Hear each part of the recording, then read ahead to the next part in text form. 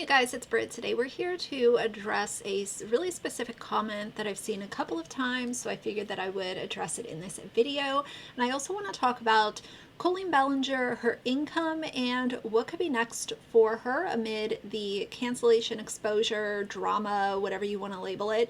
Of course, I think that it's much more than drama, but different people label internet things differently. So nevertheless, if you're interested, please keep watching.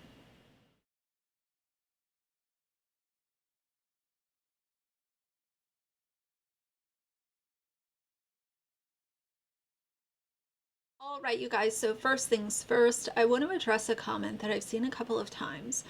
And I usually, will just kind of like let comments be comments, but I think that this applies to things that I talk about pretty consistently on my channel. Specifically, somebody recently left me a comment and said, I used to watch your channel with a grain of salt, but some of your recent content has, turned me into a subscriber and a fan, and I like, the things that you're saying now, but I watched you with a grain of salt for a really long time.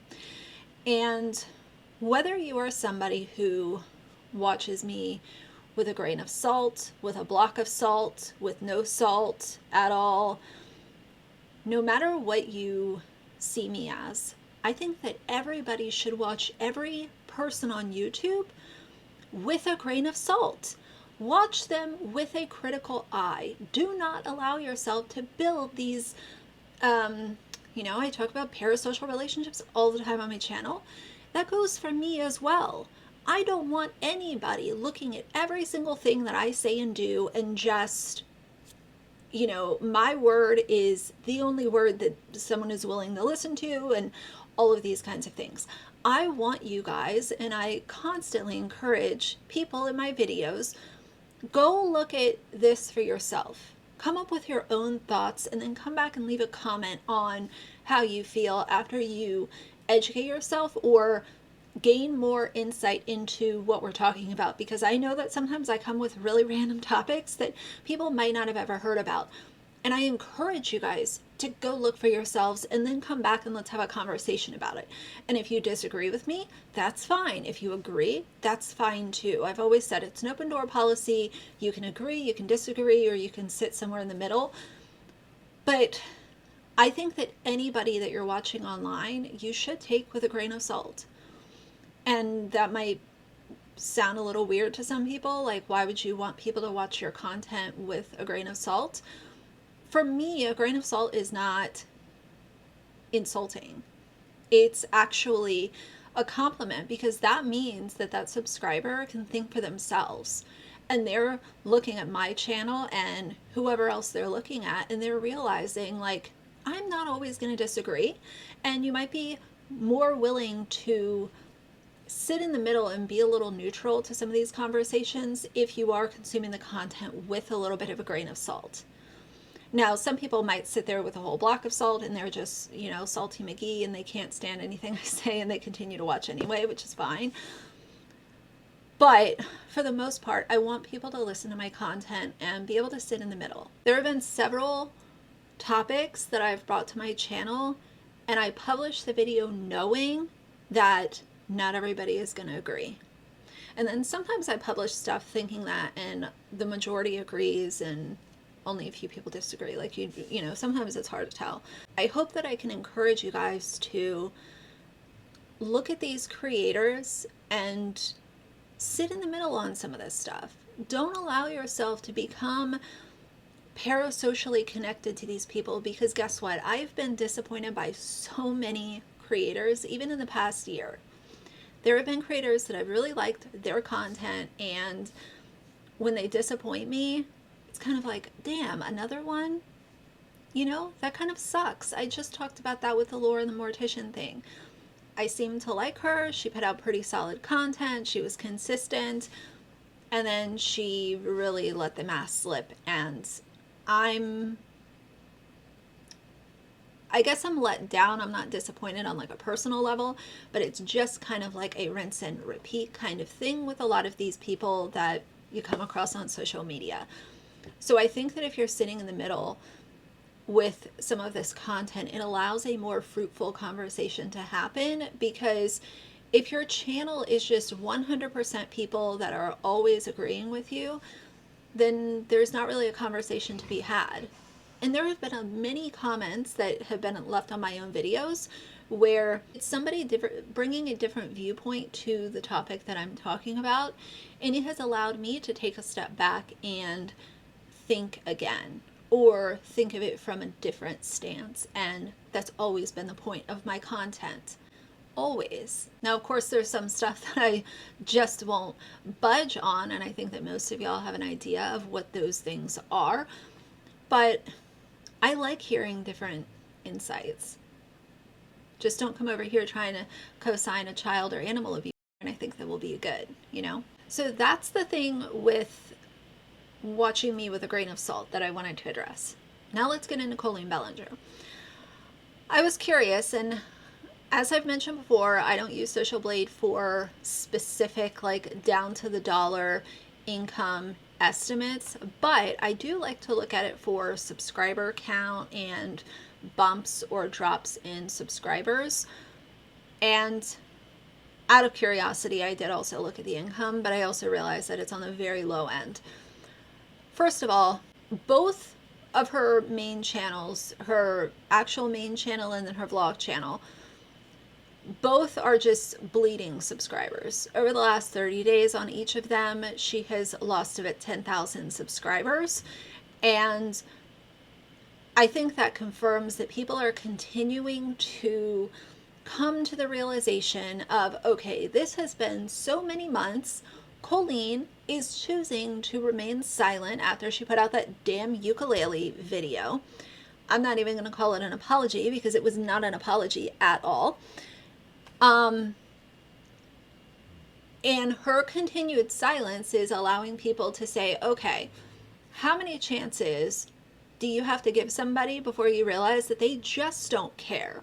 Colleen does not care about the negative impact that she made on people's lives, period. When I do look at her estimated yearly earnings, even if it's on the low end, so on her main channel, her annual income is estimated to be about $15,000.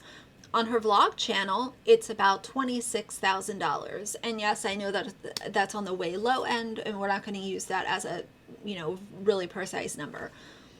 However, if we are to estimate that annually, they are guessing her to make, let's just round it up to $60,000. This is somebody who has literally gotten so accustomed to living in the lap of luxury, to buying the $6 million home, and thinking that her fans would continue to support her no matter what, because for a long time they did. They co-signed the toxicity, and they would hunt out commentary or reaction videos to her in order to tell people how wrong they were about Colleen. How her using her kids for content was totally okay, and it was heartwarming, and we just all need to get over it and shut up. And they did that until a lot of them didn't. And a lot of them happened to stop over the summer. If y'all can hear Axel snoring, he's like taking a nap over there, so either way. But a lot of her fans have checked out. And I think that there's kind of this trifecta of things that have happened that have shown people the true Colleen. And it's her ukulele video combined with her just clearer display of disregard around this entire situation, followed by her silence since the ukulele video. She had so many chances, so many days since that video was published where she could have said, you know what, that was really distasteful, that wasn't cool, and that's not the example that I want to put out to my followers. I want to show them that I'm better than this. So let me take down that video and actually put my big girl pants on and show people that I actually have a backbone and I have a little bit of morality. Instead, she chose to keep that video up because, yes, it's still up as of today. October 29th, and she has shown over and over, day after day, that she does not care. You know, maybe it's better that the ukulele video happened the way that it did, and the fact that it did stay up and she didn't correct herself, because, as I said, I think that that played a big part in allowing people to finally see who the real Colleen was. You know, not this like unproblematic queen who has fun with her kids and goes to the pumpkin patch and the farmer's market and, you know, is just living her life and being an entertainer as Miranda. I think that it really, really showed a different side. And it's a side that I knew was there since 2020, because, as I've said, when Adam McIntyre came out with his original video, I knew that this was, he was allowing us to see a different side of Colleen. It just so happens that a lot of people chose to not believe him until the summer of 2023. Then you have people, oh, you know, being on his side and stuff. And I'm glad that he had support this year. But where were all of y'all in 2020?